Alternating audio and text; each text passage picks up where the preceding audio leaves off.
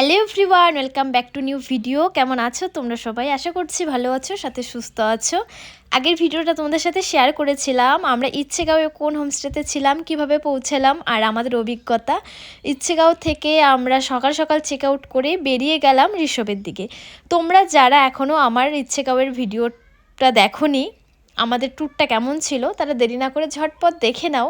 তো আমরা কিন্তু এখন যাচ্ছি ঋষভের দিকে। তো ঋষভে ঢোকার আগেই কিন্তু এখানে একটা আছে টিকিট কাউন্টার, যেখানে তোমাকে পার পার্সন 20 টাকা দিয়ে তারপরে ঢুকতে হবে। এর আগেও আমি গিয়েছিলাম 2-3 বার, তবে কোনোবারও টিকিট কাউন্টারটাকে দেখিনি। এবারে দেখেছি, জিজ্ঞেস করার পরে বললো ওরা শুধু সিজন ওয়াইজ মানে ঠান্ডার সময়ে কাউন্টারটা খোলে, এছাড়াও গ্রীষ্ম বর্ষাতে খোলে না। আর আমি যেহেতু বর্ষাকালের গ্রীষ্মকালে গিয়েছি আর 2বার, তো সেজন্য তখন আমি টিকিট কাউন্টারটা দেখতে পাইনি। তবে এবার কিন্তু আমাদের ঋষভে গিয়ে এক ভয়ঙ্কর অভিজ্ঞতা হয়েছিল জানো। সেই অভিজ্ঞতাটা তোমাদের সাথে শেয়ার করি। আমরা যেহেতু ইচ্ছেগাঁও থেকে ভেবেছিলাম যে কোথাও একটা যাব, একদিন ইচ্ছেগাঁওয়ে স্টে করে আরেকদিন কোথাও স্টে করব। তো হঠাৎ করে প্ল্যান হলো যে চলো তাহলে ঋষভে স্টে করা যাক। ঋষভেই চলো, ঋষভটা তো ভীষণই ভালো লাগে। আর এর আগেও যেহেতু 2বার গিয়েছিলাম, ঋষভটা আমার ভীষণ পছন্দ। যাই হোক, তো ভাবলাম যে ঠিক আছে, তাহলে আগের থেকে কোনো রকম আমরা হোমস্টে বুক করিনি। আর আমরা যেদিন গিয়েছিলাম সেদিন ছিল 25শে ডিসেম্বর। আর আমরা যেহেতু কোনো রকম হোমস্টে বুক করিনি, আমাদের ভুলটা সেখানেই হয়েছে। ভেবেছিলাম যে ঋষভে তো অনেক হোমস্টে আছে আর 2টো হোমস্টে আমাদের চেনাও আছে, তো ওখানে প্রচুর রুম ছিল, অ্যাভেলেবেল রুম, তো সেরকম কোনো প্রবলেম হবে না। তো ঠিক আছে, হয়ে যাবে রুম। যাওয়ার পরে দেখছি আমরা যেই হোমস্টেতে এর আগেও ছিলাম, সেখানে 10টার মতন রুম ছিল। সেই আন্টির মানে হোমস্টে বুক, আশেপাশে যত হোমস্টে আছে সব বুক। মিনিমাম 2 ঘন্টা ঘুরেছিলাম। 2 ঘন্টা ঘোরাতে লাস্টে এই ব্লু স্কাই হোমস্টেতে আমরা পেয়েছি। মানে যেহেতু 25শে ডিসেম্বর ছিল, সব হোমস্টে বুক ছিল, সব হোমস্টেতে গেস্ট ছিল, কিছু গেস্ট এসেছিলো বা কিছু গেস্ট আসবে এরকম হয়েছিল। তো এটা একটা আমাদের ভীষণ ভয়ঙ্কর অভিজ্ঞতা। তোমরা যারা যাবে তো অবশ্যই ঠান্ডার সময় যারা যাবে অবশ্যই হোমস্টে বুক করে যাবে, না হলে কিন্তু আমাদের মতন 2 ঘন্টা ঘুরতে হবে। যাই হোক, অবশেষে এই দ্য ব্লু স্কাই হোমস্টেটা আমরা পেয়েছি।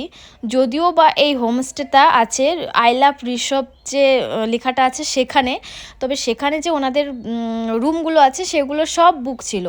ওই আই লাভ ঋষভ লেখা তো জায়গাটার থেকে কিছুটা নিচে, যেটাকে খাসমহল বলে, সেই জায়গায় ওদের এই হোমস্টেটা ছিল। লাস্টে আমাদের এই হোমস্টেতে রুম দিয়েছে। তো এই ভয়ঙ্কর অভিজ্ঞতাটা মানে ভীষণই ভয়ঙ্কর ছিল। ওই 2 ঘন্টা ঘুরে ঘুরে হোমস্টে ঠিক করা মানে বিশাল ব্যাপার। যাই হোক, অবশেষে এই হোমস্টেতে আমরা বুক করেছিলাম। তো এই হোমস্টেটার ছাদের থেকে দেখো পাহাড়ের ভিউটা দেখতে কি অসম্ভব সুন্দর লাগছে। আর এই হোমস্টেতে 800 টাকা করে পার পার্সন নিয়েছিল, 1000 টাকার নিচে ওরা কিছুতেই রাজি হচ্ছিল না, যেহেতু সিজন টাইম। তো আমরা অনেক রিকোয়েস্ট করে রাজি করিয়েছি। দুপুরের লাঞ্চ, সন্ধ্যার স্ন্যাক্স, রাত্রের ডিনার আর সকালের ব্রেকফাস্ট ইনক্লুড ছিল। তো যেহেতু আমরা হোমস্টে খুঁজতে খুঁজতে প্রায় বিকেল গড়িয়ে গিয়েছিল, তো বিকেলে ওরা ডাল ভাত আর একটু ডিমের অমলেটই অ্যারেঞ্জ করে দিয়েছিল। বলেছিল যেহেতু হাতে একদম সময় নেই, তো এর থেকে বেশি কিছু করতে পারবো না। যাই হোক, খিদের সময় ওটাই অনেক তৃপ্তি আনে।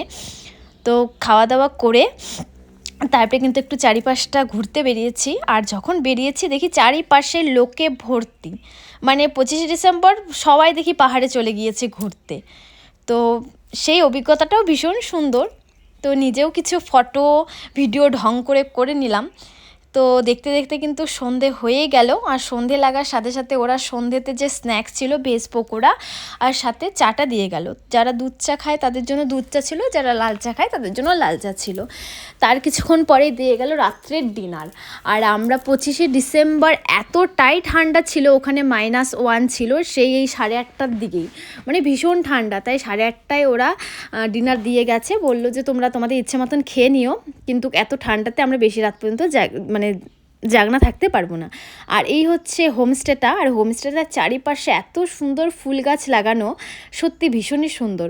তবে একটু কষ্ট করে আমরা ঋষভে গিয়েছি ঠিকই, একটু প্রবলেম হয়েছিল, 2 ঘন্টা ধরে হোমস্টে খুঁজেছি। তবে এবার কিন্তু ঋষভে গিয়ে একটা আমাদের উঠতি পাওনা হয়েছিল। সেটা কি বলো তো, ওই যে দেখতে পাচ্ছ কাঞ্চনজঙ্ঘা, একদম অনেকটা কাছ থেকেই দেখতে পেয়েছিলাম। আর এই দেখো আমার এক বন্ধুর সঙ্গে দেখা হয়ে গেল, ও রাগ করেছে হয়তো বা, আমার সঙ্গে কথা বলছিল না। তারপরে আমরা কাঞ্চনজঙ্ঘার সঙ্গে কিছুক্ষণ কথা বলে তারপরে কিন্তু চলে এলাম এখানে ব্রেকফাস্ট করতে। ব্রেকফাস্টে ওই আলুর তরকারি আর লুচি ছিল। আর এই হচ্ছে হোমস্টের কার্ড, তো এখানে নাম্বারটাও আছে, তোমাদের যদি কারো প্রয়োজন হয় অবশ্যই তোমরা কন্ট্যাক্ট করে নিতে পারো। এছাড়াও আমি ভিডিওর শেষে নাম্বারটা দিয়ে দিব। দেখো কাঞ্চনজঙ্ঘা কতটা সামনে, কতটা হাতের কাছে, কি অপূর্ব সুন্দর লাগছিল দেখতে। আর ওই যে কিন্তু বাগড়াকোটের যে ফ্লাইওভারটা হয়েছিল সেটাও কিন্তু এখান থেকে ভীষণ সুন্দরভাবে দেখা যাচ্ছিল।